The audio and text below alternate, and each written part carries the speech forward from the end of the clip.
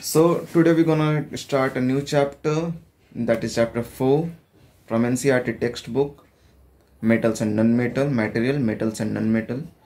So basically we will discuss in this chapter about the properties of metal, how can we classify whether substance is a metal or non-metal, how can we classify or how can we find out whether substance is said to be as metal or whether substance is said to be as non-metal or a metalloid. So basically we will start this chapter with basic points. First, let's start this chapter. So basically you have seen so many different things all around, like coal, iron, tin, copper. So what we gonna to do, we gonna to do first thing that we will see about these things, whether the substance is whether substance appearance is shiny or whether the substance appearance is dull, whether its strength is hard, whether its strength is likely to be not hard, or different types of things that we can see in basic daily life. So let's take an example like iron. अगर iron की बात की जाए तो iron basically जो है वो shiny होता है, साथ ही साथ वो स्ट्रेंथ के मुकाबले अगर देखा जाए तो काफ़ी मजबूत होता है. अगर यही हम लोग बात करते हैं पेंसिल के निब की, जो कि ग्रेफाइट होता है, that is also a material but this is also a substance.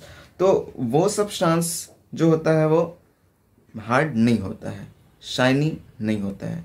कोल की बात की जाए तो कोल जो होता है वो शाइनी नहीं होता है. जैसे आप फिगर 4.1 में, टेबल 4.1 में यहाँ पे आप देख सकते हो, यहाँ पे कुछ सब्सटेंस दिए हुए हैं और इन सब्सटेंस में बोला है कि बताइए कि इनके अपीयरेंस, इनके हार्डनेस के बारे में पहले क्लासीफाई कीजिए. ये क्यों कर रहा है? इसका कारण ये है कि इससे हम लोगों को समझ में आएगा कि बेसिकली हमारे आसपास में जो चीज़ें पाई जाती हैं उनको हम रोज़ देखते हैं, तो उनमें हम किस तरीके से पहचान पाते हैं कि सब्सटेंस जो है वो मेटल है या नॉन मेटल है. तो ये एक जनरल एग्जांपल है. लेकिन अगर हम लोग बात करें इसके फिजिकल प्रॉपर्टी की, 4.1 physical property of metal and non metal, तो फिजिकल प्रॉपर्टी क्या, फिजिकल क्या होता है? सबसे पहली बात तो किसी भी चीज़ को जब आप छू सकते हो, उसको फील कर सकते हो, उसको टच कर सकते हो, that is it's physical property. So physical properties पे हम लोग आते हैं. फिजिकल प्रॉपर्टी हम लोग शुरू करेंगे. सबसे पहला प्रॉपर्टी जो आता है फिजिकल प्रॉपर्टी, वो आता है मेलेबिलिटी जो कहलाता है. पीछे का जो दिया हुआ था, यहाँ पे एक एग्जांपल दिया हुआ है आयरन्स का, कि आयरन के नेल को अगर आयरन से आप मारोगे तो वो कैसे होने लगेगा. आप ही एक आयरन का नेल लो और उस पर आयरन से मारो, तो क्या होगा? जब आप उसको पीटोगे तो वो आयरन का नेल चपटा होते जाएगा, शीट के फॉर्म में पतला होते जाएगा. तो इसी प्रॉपर्टी को मेलेबिलिटी कहते हैं. द प्रॉपर्टी या वो प्रॉपर्टी जिसमें किसी भी ऑब्जेक्ट को बहुत कठोरता से, बिटवीन हार्ड, बहुत कठोरता से मारा जाए और वो चीज़ जो है वो शीट के फॉर्म में चेंज हो जाए, तो उसको मेलेबिलिटी कहते हैं. मेलेबिलिटी प्रॉपर्टी वो शो करता है. और वैसे सब्सटेंस को मेलेबल सब्सटेंस कहते हैं. लाइक इसका एग्जाम्पल, सबसे अच्छा एग्जाम्पल है सिल्वर फल. काजू के ऊपर जो हम लोग डिज़र्ट खाते हैं, काजू बर्फी वगैरह हो गए, तो उनके ऊपर जो सिल्वर फॉल लगे हुए होते हैं, या फिर एल्युमिनियम का फॉल जिसमें आप खाने को लेकर आते हो, लाइक बेसिकली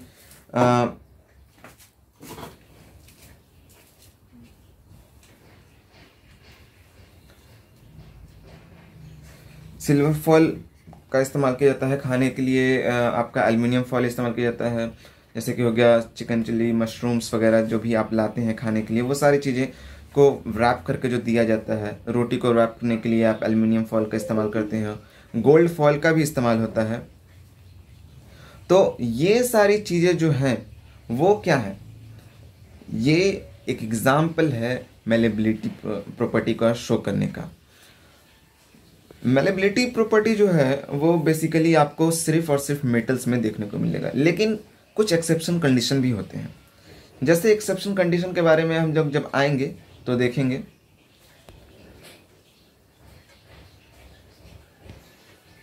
उसके बाद आता है प्रॉपर्टी ऑफ मेटल। तो प्रॉपर्टी ऑफ मेटल में सबसे पहला आ गया मेलेबिलिटी। मेलेबिलिटी में एक एग्जांपल आपको मैंने बता दिया एल्युमिनियम फॉयल के बारे में। गोल्ड का फॉयल भी बनता है, गोल्ड के फॉयल्स का भी इस्तेमाल किया जाता है खाने के लिए। जैसे हम लोग सिल्वर फॉयल इस्तेमाल करते हैं काजू कतली जो डिज़र्ट है उसमें ऊपर में लगा के, उसी तरह से सऊदी अरब वगैरह जगहों पे गोल्ड फॉयल्स को भी खानों पे लगाया जाता है, खाने के ऊपर लगाया जाता है ताकि उसको खाया जा सके। वी कैन ईट गोल्ड, हम लोग गोल्ड बड़ी आसानी से खा सकते हैं, गोल्ड को हम लोग पचा भी सकते हैं। अब आते हैं सेकंड पॉइंट जो आता है आपका कंडक्शन। कंडक्शन एक प्रॉपर्टी है। कंडक्शन क्या होता है? कंडक्शन ये एक प्रॉपर्टी होती है जिसमें कोई भी सब्सटेंस, कोई भी मेटालिक सब्सटेंस जो होता है वो इलेक्ट्रिसिटी या फिर हीट को कंडक्ट कर सके। ये एक इसकी प्रॉपर्टी होती है। जैसे अभी हम लोगों ने फिजिकल प्रॉपर्टी की बात की, तो फिजिकल प्रॉपर्टी के अंदर भी ये आता है conduction of heat and electricity. कोई भी मेटल जो होगा वो हीट और इलेक्ट्रिसिटी को कंडक्ट करेगा, लेकिन कौन नहीं करेगा? एक एग्जांपल, अगर एक्सेप्शन की बात की जाए तो एक्सेप्शन में आपका आता है डायमंड। डायमंड जो है वो एक नन मेटल है। Graphite is also a non metal जो कि कार्बन कंपाउंड से बना है, लेकिन ग्रेफाइट में एक प्रॉपर्टी होती है कि वो इलेक्ट्रिसिटी को कंडक्ट कर सकता है। अगर आपने घर पे कोई डेमोन्स्ट्रेशन या छोटा सा बचपन में एग्जांपल्स आप देखे होंगे कि एक पेंसिल के दोनों एंड को आप शार्प कर दो और एक एंड में वायर बांध दो और दूसरे एंड में भी वायर बांध दो और उसको एक सर्किट से जोड़ दो, तो वो सर्किट पूरी तरह से कंप्लीट हो जाता है।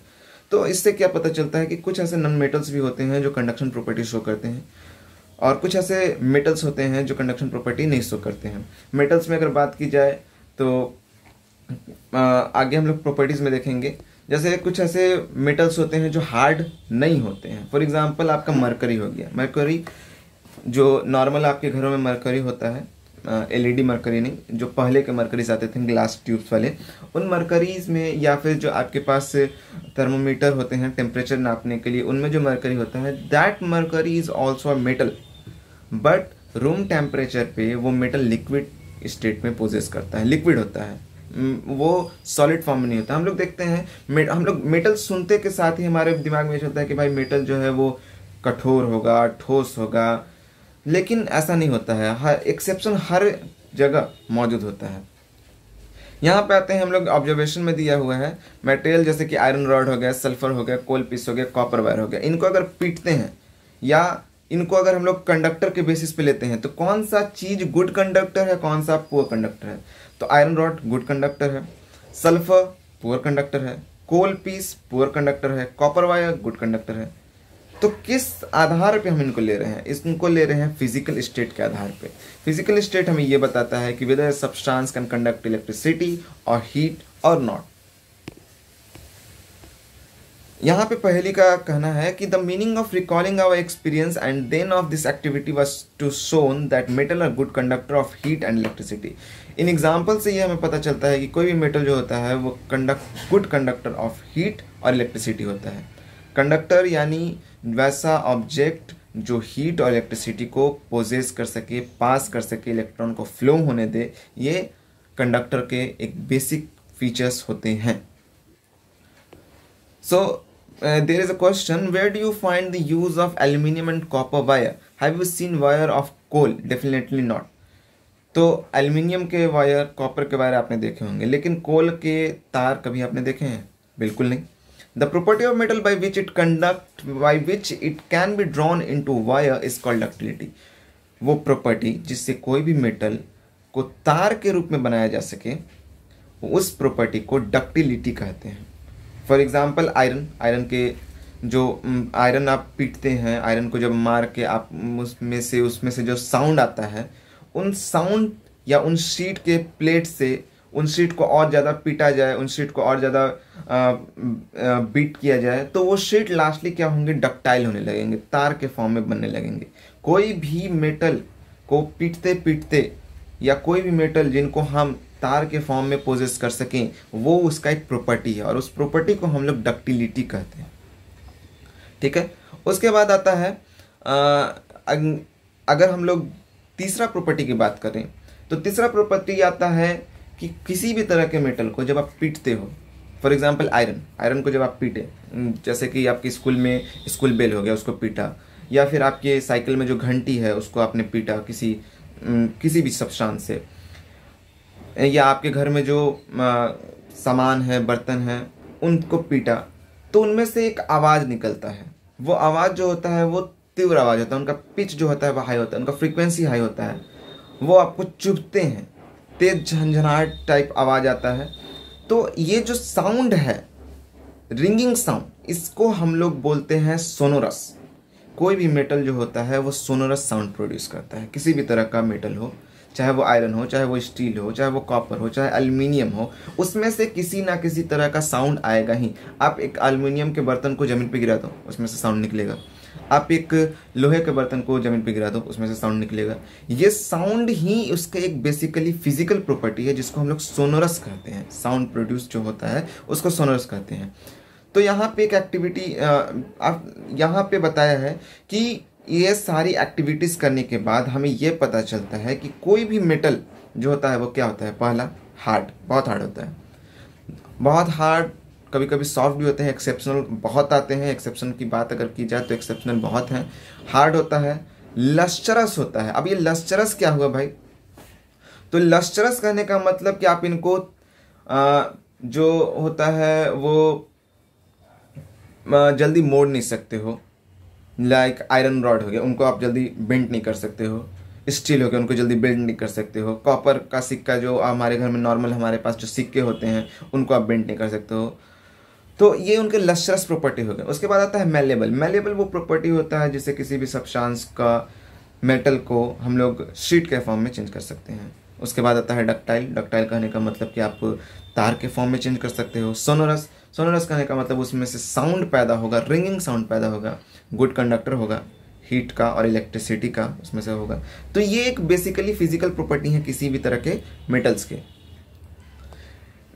मेटल्स के कुछ एग्जांपल अगर देखे जाए तो आयरन हो गया, कॉपर हो गया, एल्यूमिनियम हो गया, कैल्शियम हो गया, मैग्नीशियम हो गया, ये सारे इनके एग्जांपल हो गए। इसके अलावा कुछ ऐसे मटेरियल भी होते हैं जैसे कि कोल हो गया, सल्फर हो गया। ये सॉफ्ट होते हैं, डल होते हैं, ये बहुत जल्दी टूट जाते हैं, पाउडरी फॉर्म में चेंज होते हैं। जैसे कोयला है, उसको थोड़े से पीटे तो पाउडर के फॉर्म में चेंज हो गया। इनमें से किसी तरह का साउंड, तीव्र साउंड नहीं निकलेगा। Conductor, poor conductor of heat and electricity होते हैं। ऐसे सब्सटेंस को हम लोग नॉन मेटल कहते हैं। इनके कुछ और एग्जांपल हो गए, सल्फर हो गया, कार्बन हो गया, ऑक्सीजन हो गया, फास्फोरस हो गया। फास्फोरस की खास बात आपको आगे भी पता चलेगी, लेकिन अभी बता देता हूँ। फास्फोरस एक ऐसा नॉन मेटल है जो कि काफ़ी रिएक्टिव होता है, बहुत जल्दी इसमें आग लगते हैं, तो उसके बारे में हम लोग आगे पढ़ेंगे ही। कुछ ऐसे मेटल होते हैं जैसे कि सोडियम हो गया, पोटासियम हो गया, ये काफ़ी सॉफ्ट होते हैं। एक्सेप्शन हम पहले ही बताए थे, ये मेटल हैं लेकिन ये सॉफ्ट होते हैं। ये इतने सॉफ्ट होते हैं कि आप नॉर्मल घर का चाकू से अगर इनको काटोगे तो बड़ी आसानी से कट जाएगा। कुछ ऐसे मेटल होते हैं जो कि क्या कहते हैं, आपका हार्ड नहीं होता है, लिक्विड स्टेट में पाया जाता है रूम टेम्परेचर पे, जैसे कि मरकरी हो गया जिसके बारे में पहले ही बताया।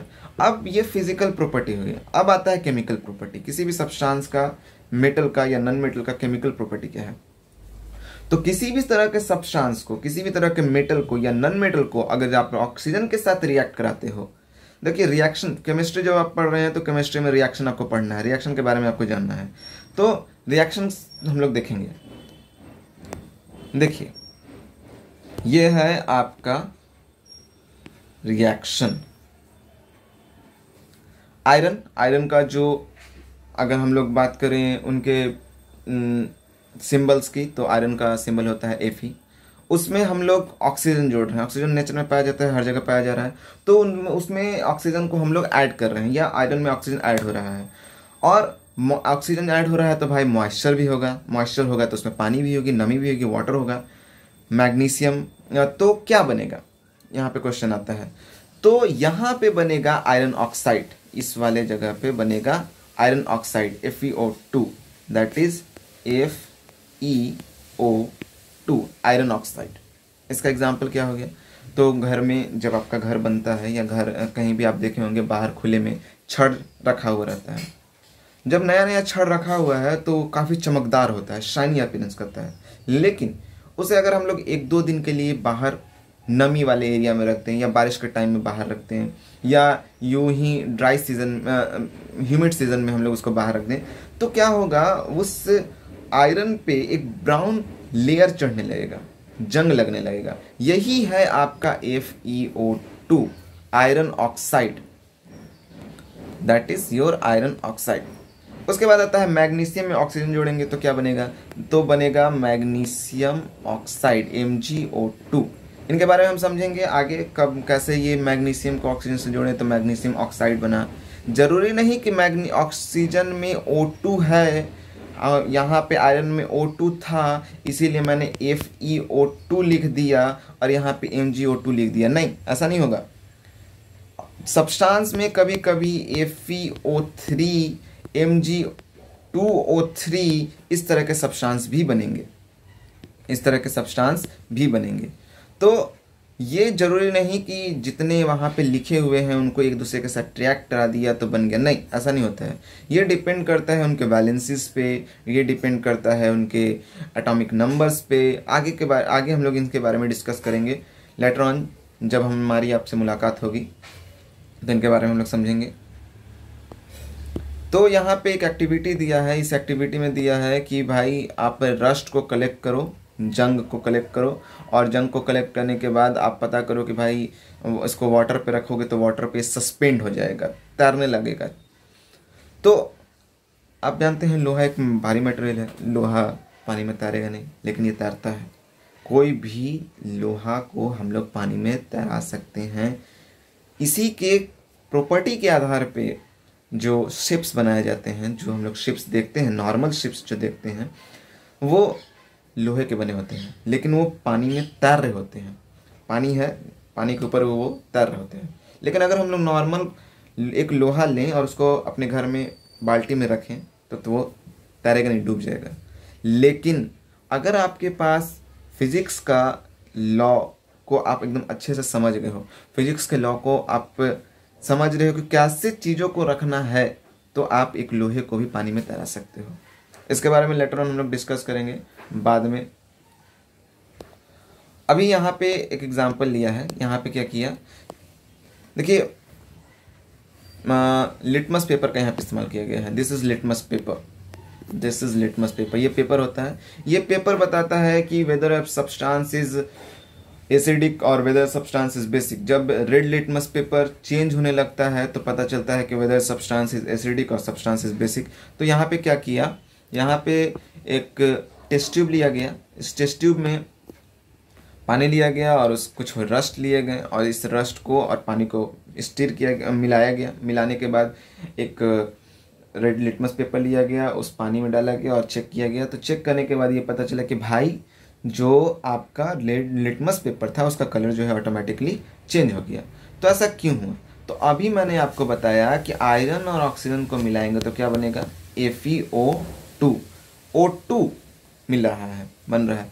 एंड ये सब्सटेंस है क्या, ये सब्सटेंस है आयरन ऑक्साइड, आयरन ऑक्साइड। तो आयरन ऑक्साइड, जो ऑक्साइड वर्ड आ गया दैट इज एसिडिक, H+ छोड़ रहा है।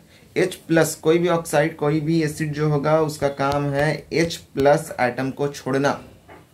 तो H+ एटम छोड़ रहा है, इसलिए ये एसिडिक है, और एसिडिक होने की वजह से ये पता चल रहा है कि रेड लिटमस पेपर जो है वो चेंज हो जाएगा ब्लू लिटमस में। उसके बाद does copper also get rusted, क्या कॉपर में भी जंग लगता है, तो हाँ, कॉपर में भी जंग लगता है।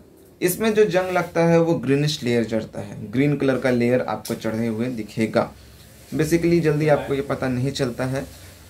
ये कब पता चलेगा, जब आप कॉपर वेजल्स लेंगे, कॉपर के कोई बर्तन लेंगे और कॉपर के बर्तन को आप आयरन या आप मॉइस्चर के साथ या ह्यूमिड रीजन के साथ छोड़ देंगे तो उनमें ग्रीनिश लेयर जो है वो चढ़ने लगते हैं।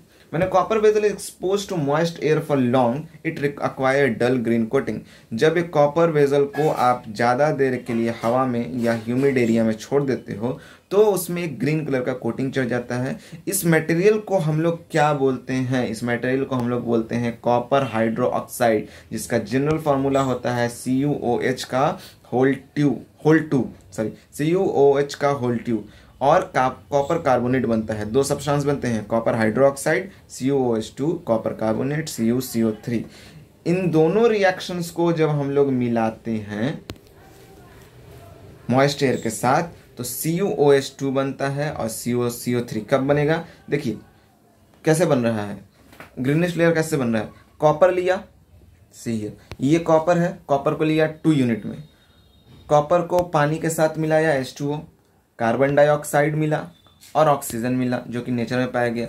जब ये सारी चीजें मिली तो क्या बन के निकल के आया? CuOH2 और ये बन के आया CuCO3। CuOH2 है क्या? तो CuOH2 जो है वो आपका है कॉपर हाइड्रोक्साइड और CuCO3 क्या है? वो है आपका कॉपर कार्बोनेट। उसके बाद कोई भी सब्सटेंस जो होता है उसका हम लोग बेसिक टेस्ट करते हैं कि whether substance is acidic, whether substance is basic in nature. इससे ये पता चलता है कि भाई हमारे लिए वो क्या एसिडिक है, बेसिक है या नहीं है। एसिडिक है, बेसिक है तो उसके अलग अलग फ़ायदे नुकसान हैं जिनके बारे में आगे डिस्कस किया जाएगा। तो कोई भी सब्सटेंस अगर रेड लिटमस से ब्लू लिटमस में चेंज हो जाए तो इसका मतलब वो एसिडिक है, और कोई भी सब्सटेंस ब्लू लिटमस से रेड लिटमस में चेंज हो जाए इसका मतलब वो बेसिक सब्सटेंस है। जनरल टर्म में अगर बात करें तो मेटेलिक सब्सटेंस जितने भी होते हैं वो एसिडिक होते हैं, एसिडिक भी होते हैं। इन जनरल मेटेलिक ऑक्साइड जो होता है वो बेसिक नेचर का होता है। और जैसे कि यहाँ पे एक एग्जांपल दिया है ऑक्सीजन का। एक नन मेटल को रिएक्ट कराया जा रहा है ऑक्सीजन के साथ। जब नन मेटल को हम लोग रिएक्ट कराएंगे ऑक्सीजन के साथ तो क्या बनेगा? तब जो है वो आपका सब्सटेंस नन मेटल को ऑक्सीजन के साथ रिएक्ट कराते हैं तो आपका यहाँ पे देख सकते हो सल्फर को हमने ऑक्सीजन के साथ रिएक्ट कराया, सल्फर को ऑक्सीजन के साथ रिएक्ट कराया। Sulphur is a non metal, oxygen के साथ रिएक्ट करा रहे हैं तो सल्फर को ऑक्सीजन के साथ रिएक्ट कराएंगे तो बनेगा सल्फर डाइऑक्साइड।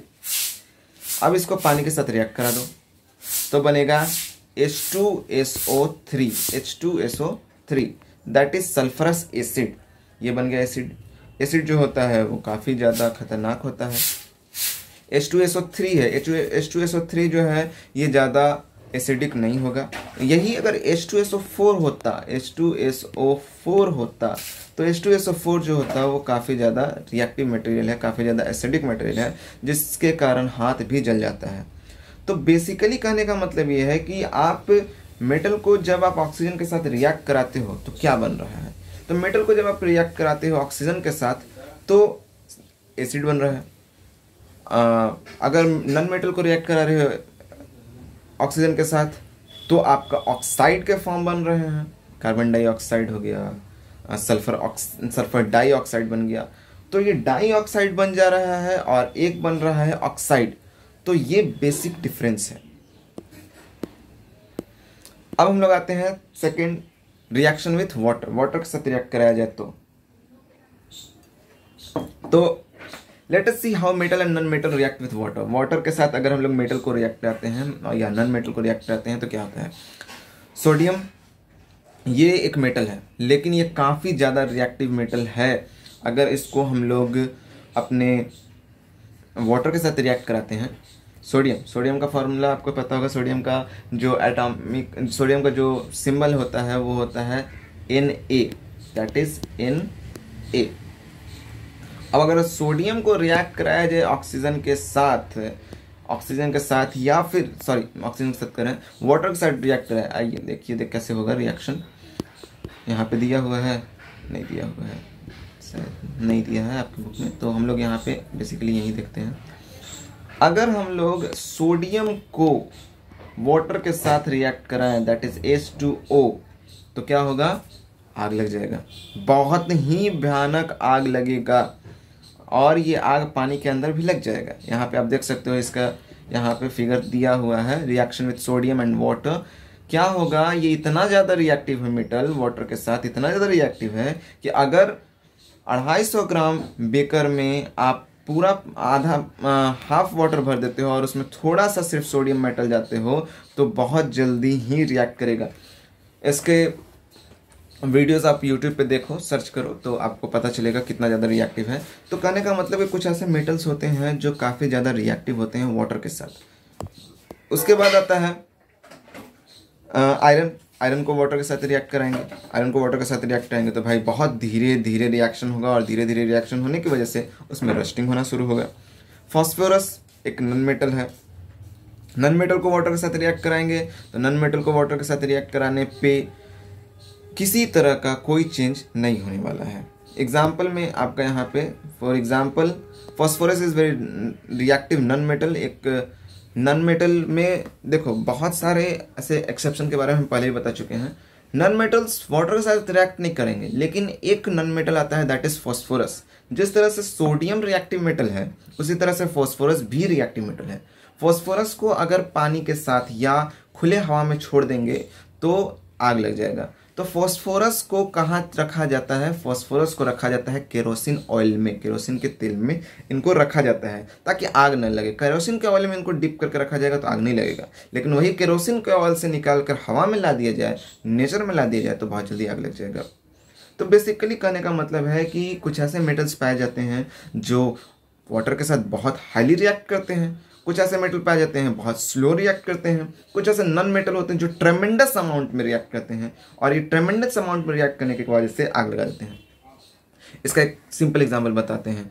सिंपल कहाँ पे हम लोग देख सकते हैं इसका यूज़ मैजिशियंस करते हैं। मैजिशियन क्या करेंगे, एक नारियल ले लेंगे और उस नारियल पे सोडियम वगैरह सोडियम करें फॉस्फोरस लगा देते हैं और उसको केरोसिन ऑयल में रखते हैं। स्टेज पे जाएंगे और उसको क्या करेंगे, उस केरोसिन ऑयल से निकालेंगे, और निकालने के बाद थोड़ी देर से झूठ में ओम किए और वो उसमें आग लग जाएगा।